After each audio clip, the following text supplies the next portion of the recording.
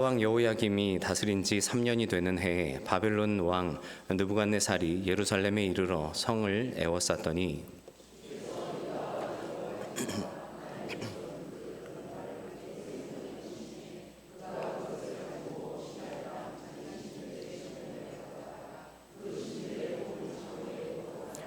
왕이 환관장 아스브나스에게 말하여 이스라엘 자손 중에서 왕족과 귀족 몇 사람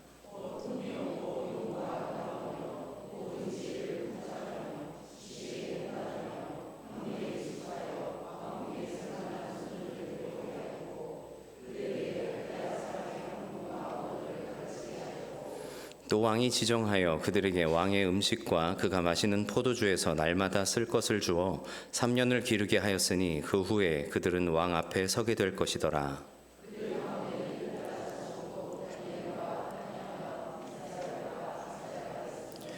환관장이 그들의 이름을 고쳐 다니엘은 벨드사살이라 하고 하나냐는 사드락이라 하고 미사엘은 메삭이라 하고 아사랴는 아벳느고라 하였더라.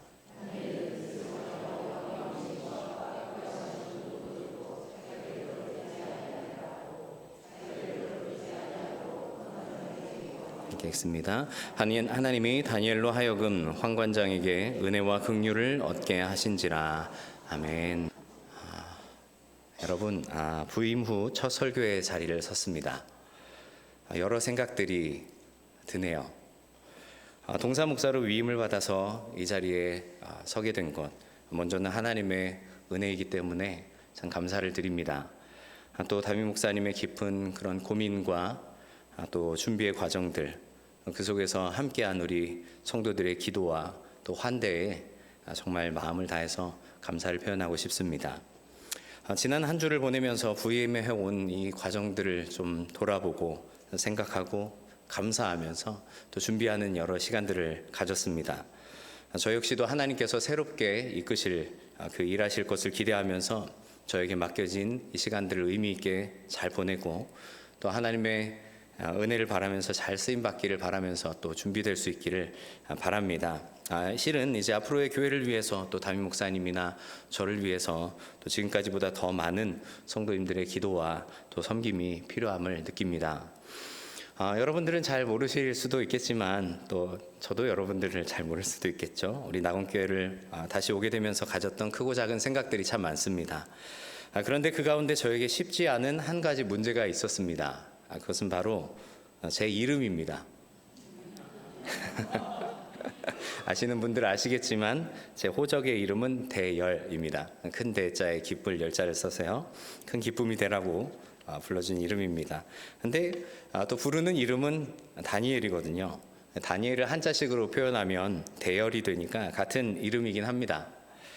지난 2008년부터 13년 동안 우리 교회에서 사역하면서 부르는 이름인 다니엘로 사역을 했고요. 그렇지만 또 공식적인 자리에서는 호적의 이름을 사용했습니다.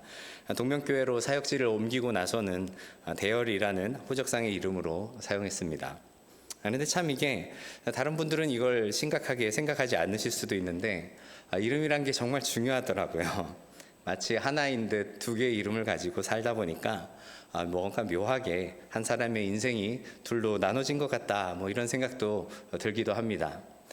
제가 부임하기 전에 우리 담임 목사님과 먼저 만나서 이야기하는 중에 한 번은 제 이름 이야기가 오고 간 적이 있습니다. 목사님께서 그러시더라고요. 다니엘, 목사님 저한테 다니엘이라고 부르십니다. 다니엘 어떤 이름을 사용할 거냐?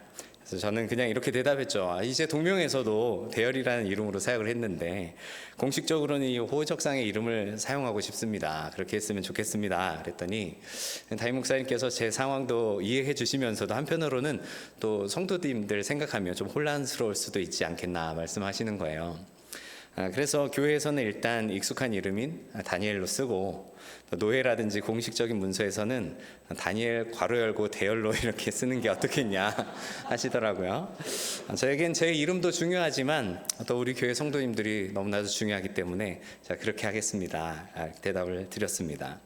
사람 이름이라는 게 참 중요하잖아요. 연예인들도 보면 참 본명이 있고 또 활동명이란 게 있죠. 잠깐 한번 볼까요? 우리가 잘 아는 여배우 성가대 아니고요. 네, 손예진 씨죠. 손예진 씨 본명이 뭐죠? 손언진 씨입니다. 손언진. 예진이 좀 더 자연스럽죠. 그 다음 송승헌 씨는 본명이 뭘까요? 송승복입니다. 승복 씨에서 승헌으로 바뀌니까 뭔가 좀 더 세련돼 보이죠. 성을 바꾸는 경우도 있습니다. 전지현 씨는 본명이 왕지현이죠.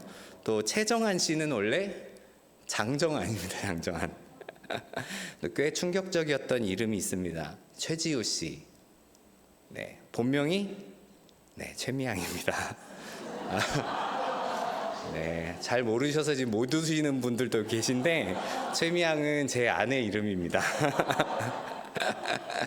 신앙적인 것과는 거리가 좀 멀지만 중국에서 시작된 명리학이라는 게 있잖아요. 음양 오행설을 기초로 해서 태어난 연월일시 이런 걸로 사람의 성격이나 적성, 건강, 대인관계 기타 등등 한마디로 사주팔자가 딱 태어날 때 정해져 있다는 걸 이야기하는 거예요. 그래서 이름도 잘 지어야 된대요. 그래서 일부러 장명소를 찾아가서 이름을 짓기도 하죠. 꼭 그렇지만은 않겠지만 이왕이면 좋은 뜻을 가진 이름, 또 부르기 좋은 이름, 또 예쁜 이름, 멋진 이름, 잘 어울리는 이름이 좋겠죠. 그래서 자녀들 이름 지을 때도 얼마나 고민을 많이 합니까? 근데 사실 사람의 이름이라는 게 대부분 내가 정하는 대로 갖는 게 아니라 어때요? 다른 사람이 정해주게 돼 있잖아요. 그래서 말 그대로 이름 아니겠어요? 어떤 사람이나 사물 가리켜서 이렇게 불러주겠다, 이름하겠다 하는 거잖아요. 근데 한 번쯤은 여러분들도 그런 생각 해보실 수도 있지 않겠나 싶습니다. 내 이름을 한번 바꿔보고 싶다. 그런 분들 계신가요? 바꾼다면 나는 뭘로 바꾸면 좋을까? 실제로 그런 사람들이 많습니다. 2021년 8월에 그 법률신문의 자료를 보니까 2020년 한 해 개명 허가 신청이 13만 2,842건이었어요. 얼마나 많은 신청인지 잘 이해가 안 되시는 텐데 2020년에 그 우리나라 신생아 출생 인원이 27만 5,815명이었습니다.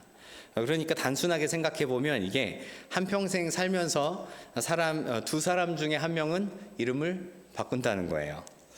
혹시 여기 계신 성도님들 가운데도 이름 좀 바꿔보고 싶다 생각하신 분 있을지 모르겠습니다.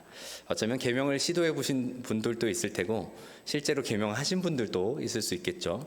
혹은 어릴 적에 부른 이름이 별로 마음에 안 들어서 꼭 법적으로까지는 아니더라도 그냥 내가 좋아하는 이름으로 그냥 이렇게 바꿔서 사용하시는 분들도 있을 수 있습니다.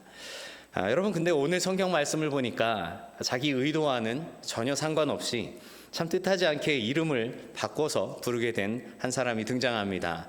대표적인 한 사람 누구죠? 바로 다니엘입니다.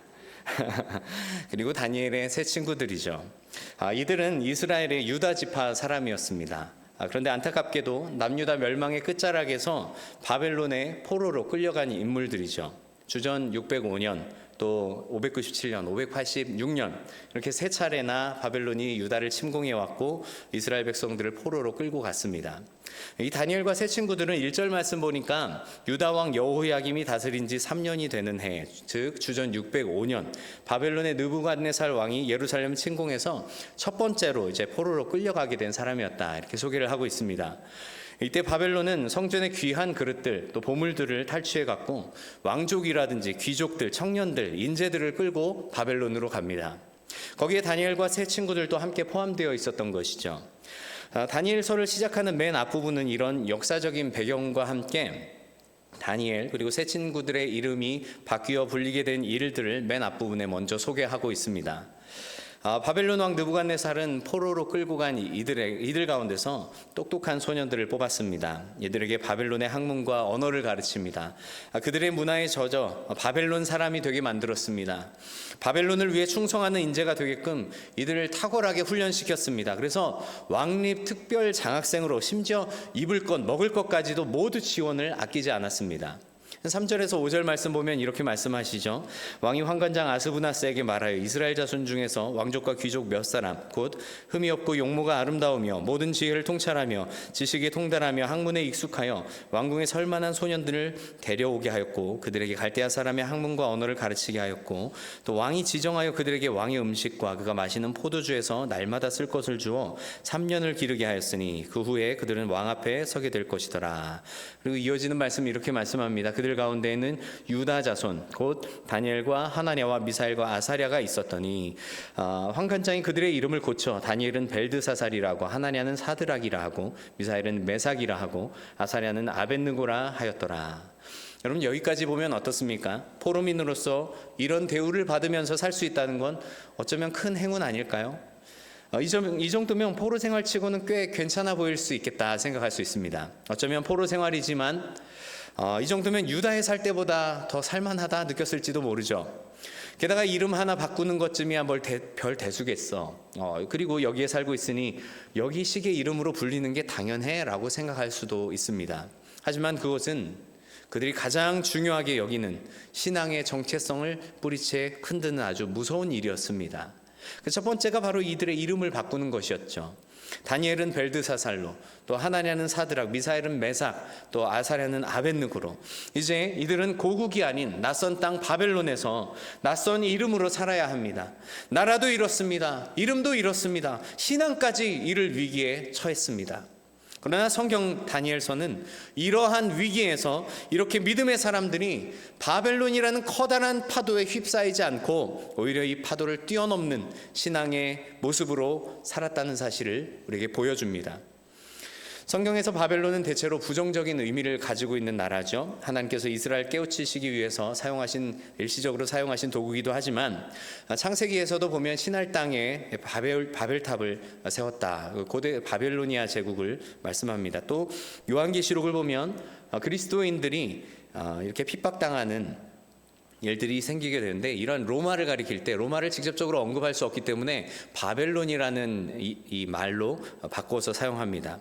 성경에서 악하고 죄악된 세상을 상징하는 표현이 바로 바벨론이에요. 어떤 의미로 보자면 우리는 모두 바벨론에서 살고 있는 다니엘로 부름받은 사람들입니다. 오늘 우리 교회가 전교인 출석주의를 지키고 또 보내고 있습니다. 여기 계신 분들은 모두 또 새롭게 하나님 섬기는 신앙을 결단하고 다짐했을 텐데, 이 저녁 주시는 말씀 속에서도 한 번 더 우리가 세상 속에서 그리스도인의 삶이 무엇인가를 고민하면서 돌아볼 수 있기를 바랍니다. 그래서 오늘 여기 모인 우리 모두에게 바벨론 같은 세상에서 다니엘과 같은 신앙을 고백하며 사는 성도 여러분들 되기를 각오하는 그런 시간들이 될 수 있기를 간절히 바랍니다. 먼저는 우리 성도들은 바벨론과 같은 세상 속에서도 살아계시고 역사하시고 일하시는 하나님을 바라볼 수 있어야 합니다. 성경 말씀 함께 볼까요? 2절에 주께서 넘기심에, 또 9절에 보면 하나님이 다니엘로 하여금 환관장에게 은혜와 긍휼을 얻게 하셨다. 쭉 넘어가서 17절을 보면요, 하나님이 이 내 소년에게 학문을 주시고 또 지혜를 주셨다. 모든 환상과 꿈을 또 다니엘이 깨달아 알게 하셨다 말씀합니다. 전체적인 상황, 이 역사적인 배경을 보면 어떻습니까? 강대국 바벨론이 중동과 아시아 또 애굽, 이집트까지 전 세계의 패권을 장악하고 있습니다. 이 유다를 무너뜨리고 사람들을 포로로 잡아갔습니다. 소년들을 데려다가 왕궁의 일을 맡기기 위해서 훈련시킵니다. 겉으로 보기에는 온 나라를 호령하고 쥐락펴락하고 있는 것은 바벨론과 그 왕인 것 같아 보입니다. 그렇지만 오늘 성경은 이런 일들이 다 하나님의 역사 속에서 일어난 일들임을 말씀합니다. 주께서 넘기셨다 말씀하시죠. 다니엘의 요구에 환관장이 은혜와 긍휼을 받게 된 것도 누가 하신 일이다? 하나님께서 하신 일이다. 또 다니엘을 비롯한 이 네 소년들에게 지혜를 주시고 또 다니엘에게 특별한 환상과 꿈을 알게 하신 놀라운 능력 주신 분도 하나님이시다 강조합니다. 여러분, 다니엘서를 보시면 알지만 당시 거대 제국으로 급성장한 이 바벨론 제국, 막강한 권력을 지닌 이 느부갓네살 왕, 그에 비해서 이 유대 민족들은 정말 약소한 국가죠. 또 포로로 끌려와서 차출되어 서 있는 소년 다니엘과 친구들을 생각해 보십시오. 이 둘을 인간적으로 비교해 본다면 사실 두 대상이 어디 맞붙을 상대나 되겠습니까? 마치 다윗과 골리앗의 싸움과 같죠. 비교가 되지 않습니다. 그럼에도 불구하고 바벨론의 이러한 혁혁한 위세에 맞서서 믿음으로 서 있는 이 다니엘, 그리고 세 친구들의 모습을 보십시오. 심지어 그 힘의 긴장을 보면 꼭 대제국 바벨론 왕이 오히려 이 약자처럼 보이는 소년들과 다니엘에게 매이는 모습들을 보지 않습니까? 여러분, 하나님은 역사의 주관자이십니다. 실은 이것이 하나님께서 다니엘을 통하여서 이 다니엘서를 남기신 기록 목적이기도 합니다. 포로기 백성들 또 그 이후 세대 백성들에게 이것을 강조하시고자 하신 거예요. 이 거대한 제국을 또 사람 힘에 움직이는 것 같고 또 그 권력에 흥망성쇠하는 것 같지만 이런 역사의 진정한 주관자는 바로 하나님이시라는 사실을 강조해서 말씀하시는 겁니다. 다니엘서 2장에 보면 어떻습니까? 느부갓네살 왕이 꾼 꿈을 다니엘이 해석합니다. 커다란 신상을 보여주신 꿈이었습니다. 그 신상의 모습이 어땠습니까? 머리는 금이고 가슴과 또 두 팔은 은이었습니다. 배와 넓적다리는 노시였고 다리는 철이었습니다. 또 발은 철과 진흙이 섞인 모습이었죠. 이것은 바벨론, 메데, 또 바사, 페르시아죠. 또 헬라, 로마에 이어지는 제국의 역사를 다니엘의 해석을 통해서 보여주신 사건이었습니다. 이 환상은 마지막으로 손대지 아니한 돌이 이 신상을 무너뜨리고 큰 산을 만드는 것이었습니다. 결국 메시아를 통해서 이루시는 영원한 하나님의 나라를 보여주시는 것이죠. 또 다니엘서 7장을 보면 네 짐승의 환상이 나옵니다. 사자 같은 짐승, 바벨론을 상징합니다. 곰 같은 짐승, 메대와 바사를 상징합니다. 또 표범 같은 짐승, 헬라를 상징하고요. 또 무섭고 강한 짐승이 나오는데 로마를 상징하는 것입니다. 사실 이 두 꿈과 환상이 같은 내용이죠. 결국 여기서도 인자와 같은 이가 등장해서 하나님의 나라와 권세를 위임받아서 영원한 왕국을 세운다 말씀하고 계십니다. 여러분, 다니엘서 4장 17절은 말씀합니다. 지극히 높으신 이가 사람의 나라를 다스리시며 자기 뜻대로 그것을 누구에게든지 주시며 또 지극히 선한 자를 그 위에 세우시는 줄을 사람들이 알게 하려 함이라 라고 말씀합니다. 모든 주권은 하나님의 손에 있습니다. 다니엘은 이 바벨론에 살아가면서도 이 신앙이 가장 중요하다는 사실을 너무나 잘 알았습니다. 그래서 기도하죠. 다니엘서 9장 2절 이하의 말씀 보면 곧 그 통치 원년에 나 다니엘이 책을 통해 여호와께서 말씀으로 선지자 예레미야에게 알려주신 그 연수를 깨달았나니 곧 예루살렘의 황폐함이 70년 만에 그치리라 하신 것이라 라고 말씀합니다. 하나님의 주권적인 역사에 따라서 약속하신 때가 되면 반드시 하나님께서 이스라엘 백성들을 회복해 주실 것이다. 그래서 믿음으로 기도합니다. 과거 이스라엘 역사 속에서 하나님께서 계속 강조하셨던 것이 무엇입니까? 애굽 백성들을 건지시고 애굽에서 백성들을 건지시고 그 약속을 따라서 가나안 땅 들어가게 하시고 그 땅을 차지하게 하시고 또 다윗 시대에 부강한 나라로 이스라엘 백성들을 세우시고 이스라엘 백성들의 범죄 때문에 멸망으로 치닫는 그런 상황 속에서는 하나님께서 계속해서 일깨워 주십니다. 하나님 섬기는 신앙 버리고 이방신들을 섬겼던 그 모습에서 돌아오라고요. 이스라엘 백성들이 결국 무너진 것은 주변 강대국들이 강해서가 아닙니다. 이스라엘 백성들의 외교력이나 정치력이 약해서가 아닙니다. 하나님을 떠난 불신앙 때문에 하나님께서 내리신 징계의 결과였다 말씀합니다. 여러분, 선지서들을 보면요, 결국은 이런 아람, 아수르, 바벨론과 같은 주변 강대국들 모든 나라들이 하나님의 뜻 안에서 이렇게 흥망성쇠를 거듭하게 될 것이라고 말씀합니다. 여러분, 이것이 성경의 역사입니다. 바벨론이 막강해서 유다를 침공하고 또 노략하고 자기들 마음대로 하는 것 같지만 그 위에 누가 계신다? 하나님께서 계신다. 이것을 다니엘서는 말씀하고 계십니다. 그리고 그 하나님은 이 온 세계의 주관자이시기도 하지만 하나님의 백성 작은 소년들의 삶까지도 굽어 살피시는 분이십니다. 심지어 작은 우리의 인생까지도 우리 하나님의 크신 섭리 안에서 돌보시고 붙드시는 분이 바로 우리 하나님이심을 잊지 마시기 바랍니다. 그래서 우리가 이 커다란 보이지 않는 하나님의 손을 바라볼 수 있는 믿음의 눈이 있어야 합니다. 여러분, 요즘 보면 미국의 트럼프 대통령 어떻죠? 관세를 가지고 온 세계 나라들을 쥐락펴락합니다. 지난 8월 25일 이재명 대통령과 트럼프 정상회담이 있었잖아요. 여러분들 잘 아시죠? 얼마나 긴장되는 회담이었는지 모릅니다. 회담 직전에 트럼프가 자신의 소설 계정에 이렇게 올렸어요. 한국에서 무슨 일이 벌어지고 있는가? 숙청, 혁명, 우리는 이런 나라들과 이런 나라와 어떤 거래할 수 없다.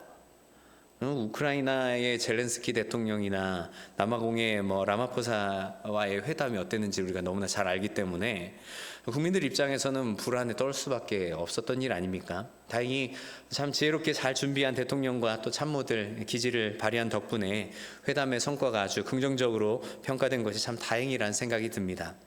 그래도 이제 어디로 튈지 모르는 사람이기 때문에 세계의 이목이 집중되고 있는 건 사실이죠. 그렇다고 해서 여러분, 이 트럼프가 진짜 이 세상을 움직이고 다스리는 존재일까요? 우리는 아니라는 사실을 너무나 잘 압니다. 여러분, 스코틀랜드 출신의 경제학자 애덤 스미스가 쓴 아주 유명한 책이 있습니다. 바로 1776년에 출간된 국부론입니다. 이 책에서 애덤 스미스는 보이지 않는 손이라는 경제 원리를 이야기합니다. 이 보이지 않는 손이 뭘까요? 개인이 자신의 이익을 추구하면서 이렇게 살아가는 과정에서 의도치 않게 사회 전체의 그 공공의 이익을 증진시킨다는 이런 경제의 원리입니다. 그래서 자율시장 경쟁에 맡겨야 된다는 거예요. 국가는 이런 시장 경제의 흐름의 간섭을 최소화해야 한다는 겁니다. 결국은 여러분, 이렇게 보이지 않는 손만으로 경제가 안정되고 또 평화를 누릴 수 있을까요? 보이지 않는 손이 뭡니까? 개인이 이렇게 이 보이지 않는 손만으로 모든 문제가 다 해결될까요? 아무리 이런 자유로운 시장 경제에 보이지 않는 손이 있다고 한다 하더라도 인간이 가진 죄성의 한계가 있다는 사실을 우린 놓쳐서는 안 됩니다. 결국 개인의 이기심이 극대화되고 말겠죠. 또 탐욕을 위해서는 그것을 위해서라면 도덕이나 윤리까지도 어지럽히는 일들이 생겨나고 말 것입니다. 모든 것을 그저 자율시장 경제, 보이지 않는 손에 맡긴다? 여러분, 어떤 부분에선 정말 위험한 일이 될 수도 있습니다. 여러분, 세계 역사는 물론 온 나라와 열방, 또 모든 민족, 개개인, 이것을 움직이는 진짜 보이지 않는 손이 바로 우리 하나님이심을 잊지 말아야 합니다. 복잡한 국제 정세와 나라 안팎의 정치 혼란기, 또 남유다 멸망의 끝자락, 결국은 이렇게 열강의 침략에 의해서 비참하게 포로로 끌려가게 된 그곳에서 정처 없이 이리저리 파도에 치여 떠밀려가는 이런 작은 소년들 같아 보였지만 결국은 그곳에 하나님의 선한 손이, 또 하나님의 선한 주권과 섭리가 펼쳐지고 있었습니다. 이 하나님 주권의 신앙이 바로 설 때에 그 다음 이 하나님 백성으로서의 삶의 자세가 바로 될 수 있음을 잊지 마시기 바랍니다. 힘들고 어려운 세상에 이 믿음의 결단을 가지고 이 진리가 희석되는 이 바벨론 같은 세상을 살아가면서 늘 이 하나님의 주권을 놓치지 않는 우리 모두 될 수 있기를 주님의 이름으로 간절히 바랍니다. 네. 둘째로, 바벨론과 같은 세상에서 우리가 가져야 할 중요한 신앙의 자세가 있습니다. 바로 흔들리지 않는 신앙의 정체성을 가지는 것입니다. 여러분, 성경을 보면 소년들을 데려다가 바벨론에서 했던 일이 있습니다. 4절에 보면 갈대아 사람의 학문과 언어를 가르치게 했다 말씀합니다. 여러분, 이 갈대아 사람의 학문과 언어가 무엇일까요?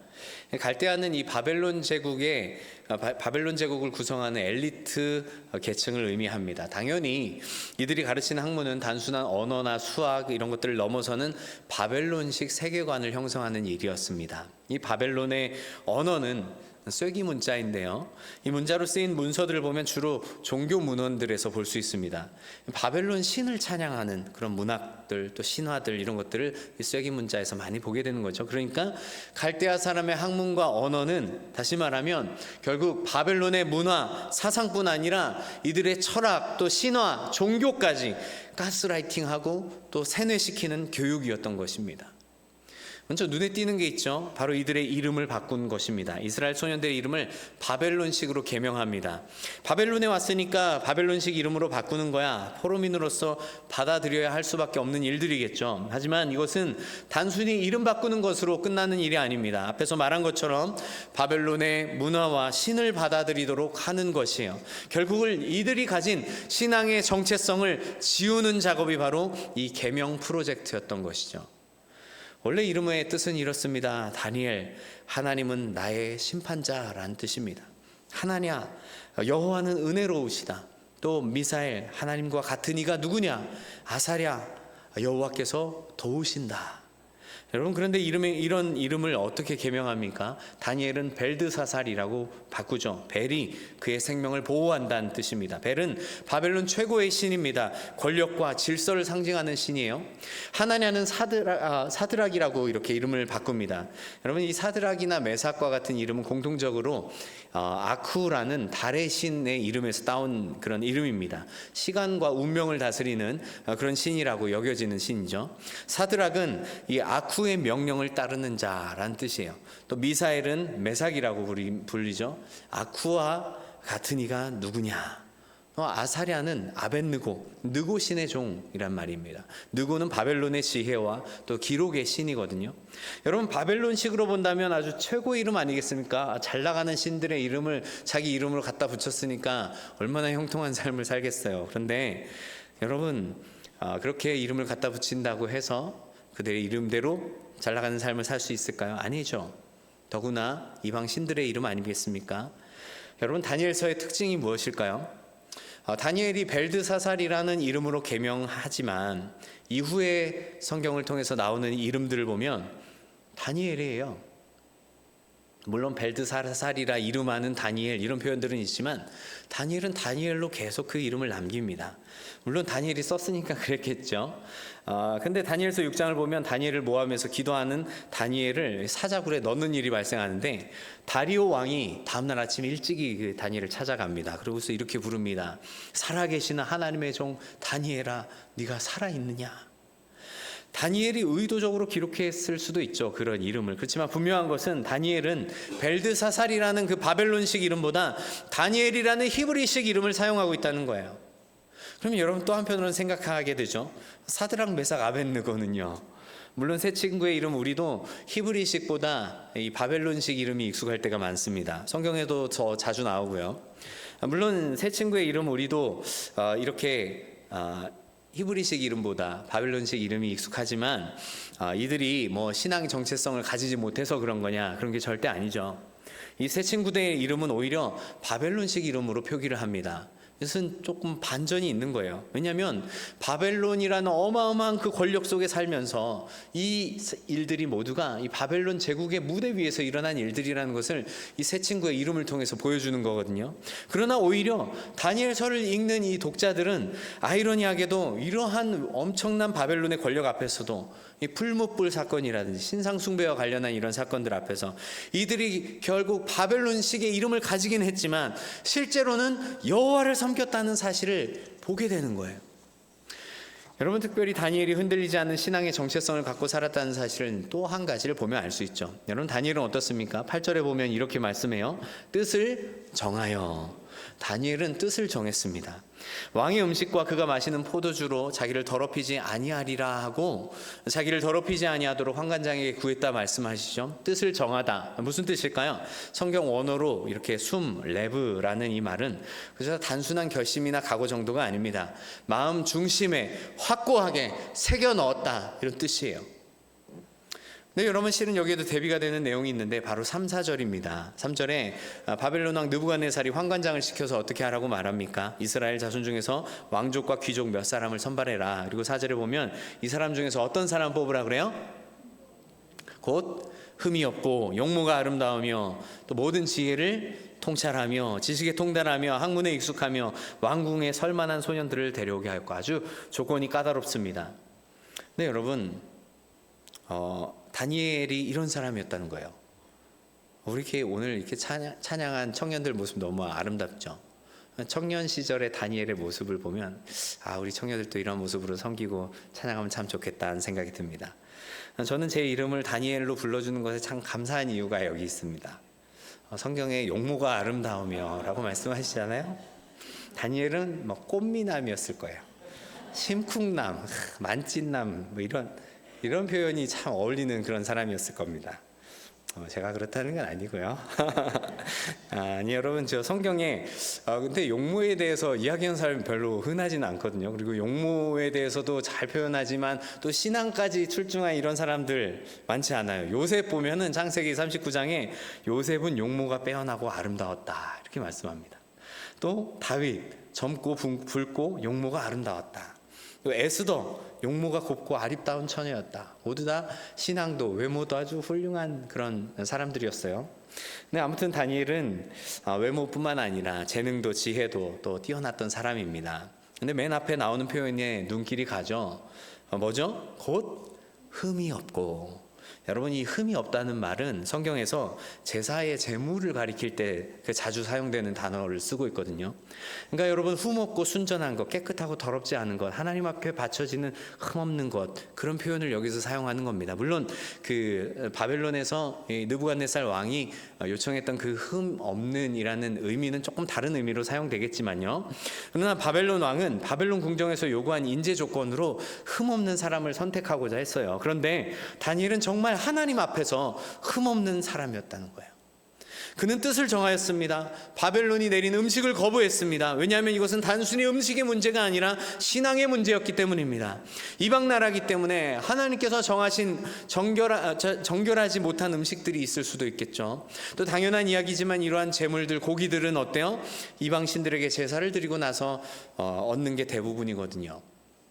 또 포도주, 특히나 성경에서 나실인 규례라든지 나답과 아비후의 잘못된 분향의 원인이라든지 또 유다 말기에 이 레갑 자손들 시험했던 이런 내용들을 보면 자신의 정신들을 흐리게 하고 하나님 원하시는 모습과 거리가 먼 요소들이죠. 다니엘은 이런 것들로 자기를 더럽히지 않기를 원했다 말씀합니다. 그리고 환관장에게 당당히 요구합니다. 왕의 진미 대신에 채식을 먹겠습니다. 당황해하는 환관장에게 기지를 발휘해서 이야기하죠. 열흘 동안 한번 시험해 보십시오. 여러분, 시험해보고 다른 소년들과 비교해보라는 거예요. 안 되면 어떡하려고요? 안 그래요? 여러분, 그런 생각 안 드세요? 난 채식 먹고 다른 사람들 다 고기 먹고 배부르게 먹는데 내가 더 그보다 더 이렇게 윤기가 잘잘잘 흐르고 이렇게 컨디션이 좋은 얼굴로 선다는 건 쉽지 않은 일이겠죠. 하나님께서 은혜 주시지 않으면 안 되는 일 아니겠습니까? 아마도 다니엘은 여기에서 정말 죽으면 죽으리라 에스더 같은 심정으로 이렇게 말한 것 아니겠습니까? 하나님이 책임져 주실 겁니다. 그렇지 않더라도 나는 하나님 향한 신앙 버리지 않을 거예요. 여러분, 중요한 건 이거죠. 다니엘은 이런 바벨론에 살면서 이 흔들리지 않는 신앙의 정체성을 가진 사람이었다는 것입니다. 여러분, 작년 2024년 10월에 노벨 문학상을 받은 아주 유명한 사람이 있죠. 바로 우리나라 광주 출신 한강 작가입니다. 한국인 최초, 또 아시아 여성 최초로 노벨 문학상을 수상했습니다. 이 한강 작가가 쓴 유명한 책이 있죠. 바로 채식주의자라는 책입니다. 물론 채식주의자 하니까 다니엘과 어떤 연관이 있나, 다니엘을 모티브로 썼나, 그런 건 아닙니다. 그냥 문학 작품으로 이해하셔야 돼요. 근데 줄거리 보면 이렇거든요. 평범한 여성 영애가 어느 날 갑자기 끔찍한 악몽을 꿉니다. 그리고 고기를 거부하는 채식을 시작하게 돼요. 이런 영애를 가족들이 이해할 일 만무합니다. 영애를 정신병원에 입원시킵니다. 영애도 참 이상하죠. 자기가 나무가 되겠다고 하면서 결국 이제 비극적으로 끝을 맺는 거예요. 작품이 이야기하는 것은 여러 가지로 해석해 볼 수도 있겠지만 채식을 고집하면서 겪게 되는 이러한 사회의 따가운 시선들, 그리고 일반적이지 않고 특별한 것을 고집하는 사람이 겪어야 하는 그런 고립감, 영예의 뜻처럼 다 이해하지 못해주고 사람들이 그저 그냥 이상한 사람 취급받으면서 비극을 맞이할 수밖에 없는 이런 안타까운 상황들. 여러분, 한편으로 저는 이 줄거리를 보면서 세상 속에 사는 그리스도인들의 모습이 조금 투영되었어요. 그리스도인으로서 바르게 산다고 하면 결국 세상과는 다를 수밖에 없는 모습으로 살 수밖에 없어요. 다니엘이 그랬던 것처럼 말이죠. 세상은 이런 그리스도인들을 다 이해하지 못합니다. 그리스도인들이 정말 그리스도인들답게 산다면 어떤 부분에서는 영예가 느꼈던 것처럼 그런 고립감이나 불편함을 느낄 수밖에 없을 거예요. 근데 여러분, 그렇다고 해서 적당히 타협하면서 세상에 한 발, 교회에 한 발 내딛고서 살 수 있을까요, 우리가? 우리에게는 다니엘의 믿음의 결단이 필요합니다. 세상에서 좀 덜 알아주면 어때요? 세상에서 좀 우리를 좀 이상하게 생각하면 어때요? 세상이 우리를 좀 왕따시키면 어때요? 여러분이 흔들리지 않는 정체성이 우리에게 그런 것과는 바꿀 만큼 별로 대수롭지 않은 건 아니잖아요. 여러분, 우리에게 이 신앙의 모습이 있길 바랍니다. 바벨론과 같은 이 세상에 살면서 우리는 다니엘과 같은 신앙의 모습, 흔들리지 않는 신앙의 정체성을 갖고자 하는 믿음의 모습이 우리에게 있어야 합니다. 여러분, 이러한 결단이 우리에게 있길 간절히 바랍니다. 셋째로, 여기에서 그냥 끝이 났다면 정말 비극이겠죠. 그렇지만 하나님께서는 이 믿음의 결단에 동행하시고 함께해 주셨습니다. 하나님께서는 바벨론에서 이 신앙의 삶을 견지한 다니엘과 친구들을 결코 혼자 내버려 두지 않으십니다. 다니엘과 세 친구들 환관장에게 은혜를 받게 하시죠. 열흘 동안의 채식의 시험에서 어떻게 됩니까? 오히려 다른 소년들보다 더 아름답고 더 윤택하게 되어졌다, 성경은 말씀합니다. 그리고 다니엘 1장은 이렇게 마무리가 되죠. 무리 중에 이들 같은 자가 없어서 이들이 왕 앞에 서게 되고 바벨론의 온 나라 박수와 술객보다 10배나 더한 지혜를 가졌다. 그리고 다니엘은 주전 539년 고레스 왕 원년까지, 그러니까 1절에 나오는 시간과 계산을 해본다면 66년간 하나님께서 붙드시고 사용하셨다는 말씀이에요. 다니엘이 붙잡혀온 게 10대 소년이라면 80세 이상, 당시에는 어마어마한 장수의 나이죠. 오래도록 하나님께서 이 다니엘을 바벨론의 탁월한 총리로 부르시고 사용해 주셨다는 것입니다. 여러분뿐만 아닙니다. 다니엘을 사자 굴 속에서 붙드셨습니다. 왕의 신상에 절하지 않는 사드락 메삭 아벳느고를 불 속에서도 건지셨습니다. 이들이 평탄하게 신앙 갖고 산 것 아닙니다. 바벨론에서 정말 목숨 걸어야 하는 믿음의 시험을 거쳤던 것이죠. 참으로 불과 같은 시련이었습니다. 죽음의 위기 앞에 맞서야 했습니다. 그러나 그때마다 하나님을 향한 신앙으로 선 이들을 붙들어 주셨습니다. 하나님이 힘든 불시험의 자리에 이들과 동행하고 계셨고, 오히려 그 힘든 시험의 자리가 하나님의 함께 하심을 만나게 되는 자리가 되게 하셨습니다. 주님의 자녀로 산다는 것은 어떤 것일까요? 결코 어떤 어려움도 만나지 않는 것을 의미하는 것은 아닙니다. 예수님 제자들도 풍랑을 만났거든요. 사도 바울과 실라 복음 전하다 옥에 갇히고 매도 맞습니다. 네, 여러분, 베드로전서 4장 2절 말씀합니다. 사랑하는 자들아, 너희를 연단하려고 오는 불시험을 이상한 일 당하는 것 같이 이상히 여기지 말라. 오히려 너희가 그리스도의 고난에 참여하는 것으로 기뻐하라고 말씀합니다. 여러분, 바벨론과 같은 세상에서 다니엘처럼 살다 보면 여러분 어려운 상황 만날 수 있습니다. 불같은 시험 만날 수도 있고 거친 파도와 같은 문제들을 만날 수 있습니다. 그러나 중요한 것은 그럼에도 불구하고 우리가 하나님 붙들면, 신앙 선택하면 그 가운데 누굴 만납니까? 살아계신 함께 하시는 하나님을 만난다는 거예요. 아멘입니까? 여러분, 최근 알게 된 찬양 가운데 이런 찬양이 있습니다. 정말 가사가 정말 마음에 와닿았습니다.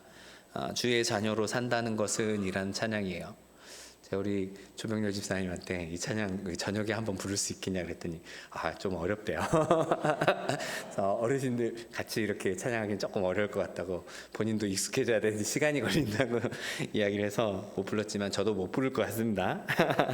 가사를 한번 보려고 해요. 주의 자녀로 산다는 것은 불 가운데로 걸어가는 것, 그 속에서 신실하게 날 지키시는 그 손길을 경험하는 것. 주의 자녀로 산다는 것은 바다 위로 걸어가는 것, 내 온몸을 덮쳐오는 폭풍 속에서 잠잠히 주 바라보는 것. 때론 불 가운데 휩싸일 때도, 또 폭풍 가운데 무너질 때도 나 주님 내 곁에 함께 하시네, 가장 가까이에 함께 하시네. 한 주간 동안 거의 진짜 무한 반복을 하다시피 제가 들으면서 이렇게 은혜를 받은 찬양 가사입니다. 근데 오늘 청년부에서 이렇게 청년들과 이야기 나누다 보니까 아들 은찬이가 이렇게 한 주간 은혜 받았던 찬양이 있다고 이야기를 하는데 바로 이 찬양을 들었다는 거예요. 얼마나 그 가슴이 찡하든지 뭔가 이렇게 역시 아들과 아빠는 통하는 게 있나 봅니다. 사랑하는 성도 여러분, 우리는 모두 바벨론과 같은 곳에서 다니엘의 이름으로 살아가는 사람들입니다. 험한 세상에서 그리스도인으로 살아가는 사람들이에요. 때로는 슬프고 또 외롭고 괴로울 때가 있습니다. 세상이 바라보는 다른 시선에 남몰래 하나님을 찾을 때도 있습니다. 특히나 성도님들 보면 정말 가장 가까운 가정에서 이런 핍박들을 만날 때 얼마나 힘들어하는지 모릅니다. 여러분, 그렇지만 우리가 가진 이 신앙의 소중함은 결코 그런 시험에 비할 바 아니잖아요. 여러분, 그리고 우리가 믿는 하나님은 결코 우리를 저버리지 않으십니다. 우리를 놓지 않으십니다. 우리와 영원히 함께 하십니다. 여러분, 이 복된 축복을 함께 누리며 살아가는 은혜가 우리 모두에게 있기를 간절히 바랍니다. 또 개인적인 이야기지만 제가 2003년에 안 그래도 좀 이런 이름의 문제로 개명 신청을 한 적이 있습니다. 아무래도 어디 가나 이렇게 호적상 이름보다는 집이나 교회에서 부르는 이름으로 다니엘을 더 많이 쓰기 때문에 뭐 당시에 좀 더 이 개명 신청이 완화됐다는 그런 시기라 가능할 줄 알았습니다. 근데 담당했던 수원지방법원에서 연락 오기를 기다렸는데 결국은 안 된다는 것이었어요. 두 가지 이유 때문에 기각한다는 거였습니다. 바꾸려는 이름이 하필 왜 외래어냐는 거예요. 그리고 뭐 대열이라는 그 이름이 뭐 이렇게 사람들이 뭐 꼭 이렇게 바꿔야 할 만큼 거부감이 든다거나 뭐 그런 이름들은 아니다. 뭐 놀림감이 된다거나. 그리고 다시 이것에 대해서 이의 신청할 수 없다. 이렇게 법원에서 이렇게 왔더라고요. 당시만 하더라도 뭐 군대에 제대한 이런 남성의 경우 이름 하나 때문에 바꿔야 하는 행정 절차들이 많기 때문에 뭐 쉽지는 않다는 얘기들은 있었죠. 저는 그래서 그냥 받아들였습니다. 그걸 하나님이 주신 이름인가 보다. 공적인 자리에서는 호적의 이름으로, 또 집이나 교회에서는 부르는 이름으로 그렇게 사용했던 거죠. 다니엘 하면 사실은 좀 부담스럽긴 합니다. 성경의 인물의 이름을 가진 사람은 그렇지 않은 사람들이 잘 모르는 큰 부담감이 있거든요. 왜 다니엘로 이름을 지었을까? 저 우스갯소리로 아내와 이런 이야기를 했습니다. 차라리 이름을 지으려면 사무엘로 짓지. 사무엘이면 한자로 3열인데 제가 3월 10일 날 제 생일이니까 3열 하면은 이름도 생일도 딱 기억나고 얼마나 좋겠어요. 근데요, 생각해 보니까 이게 축복이에요. 다니엘로 산다는 게. 평생 어디 가나 다른 데를 볼 수가 없잖아요. 이제 뭐 여러분들과 함께 다니엘이라는 이름으로 살게 됐습니다. 저는. 게다가 하나님 귀하게 여기시는 영혼 맡아서 섬기는 소중한 직분을 맡았으니까 얼마나 더 귀합니까? 하지만 여러분, 오늘 이 시간부터 여러분과 저는 약속할 게 있습니다. 저만 다니엘로 사는 게 아니라는 거죠. 이 바벨론 같은 세상에서 우리는 모두가 다니엘의 이름으로 살아야 합니다. 어디에 있든 하나님의 손길이 못 미치는 곳이 없다. 하나님께서 주권적으로 역사하신다. 온 민족과 열방뿐 아니라 우리 개개인 한 사람 한 사람 작은 나에게조차도 찾아와 일하시는 분이다. 지금도 함께 하시는 분이다. 여러분 잊지 마시기 바랍니다. 그래서 또 다니엘과 같은 신앙의 정체성 지키면서 사는 가운데 그리스도인으로서 사는 삶이 때론 버겁고 힘겹다 할지라도 하나님께서 놀랍게 지키시고 붙드시는 기름을 경험하면서 이 믿음의 길을 아름답게 걸어가는 우리 모두 될 수 있기를 바랍니다. 여러분, 오늘 이 시간 저와 여러분 함께 이 믿음의 결단을 합시다. 바벨론에서 다니엘의 이름으로 살기를 함께 기도합시다. 주신 말씀 생각하며 기도합시다. 여러분은 이 세상 살면서 어떤 이름으로 살고 있습니까? 또 어떤 이름으로 살고 싶습니까? 이 바벨론과 같은 신앙의 이 세상 속에서 다니엘의 이름으로 믿음 지키며 살게 하여 주시옵소서.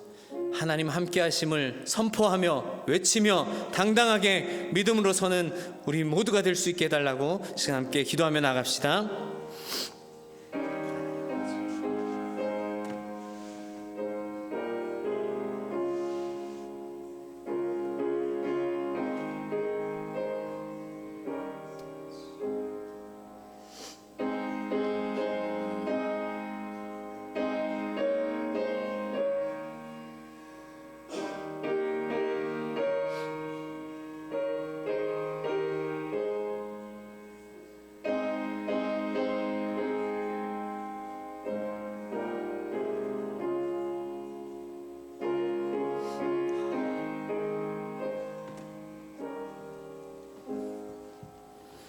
사랑과 은혜가 많으신 하나님 아버지 감사합니다. 우리를 예수 그리스도를 통해 성도라는 이름으로 살게 하여 주시고 이 험한 세상 가운데서도 예수 그리스도의 향기와 빛을 나타내며 살 수 있는 존재로 불러주심에 감사드립니다. 그러나 때로는 우리가 사는 삶이 또 이 세상이 정말 바벨론과 같이 큰 파도와 또 큰 불 같은 시험으로 찾아올 때가 많음을 또 고백합니다. 하나님, 그때마다 우리가 어디에 서 있는가를 다시 한번 생각하게 하여 주시옵소서. 무슨 이름으로 서 있는가를 다시 한번 생각하게 하여 주시옵소서. 바벨론과 같은 세상에서 다니엘과 같은 믿음으로 그 이름으로 살아가는 우리 모두 될 수 있도록 인도하여 주시옵소서. 그래서 하나님 함께 하시고 동행하는 이 믿음의 아름다운 증거들로 우리의 삶의 걸음걸음이 쓰여질 수 있도록 인도해 주시옵소서. 감사드리며 예수님 이름으로 기도드립니다. 아멘.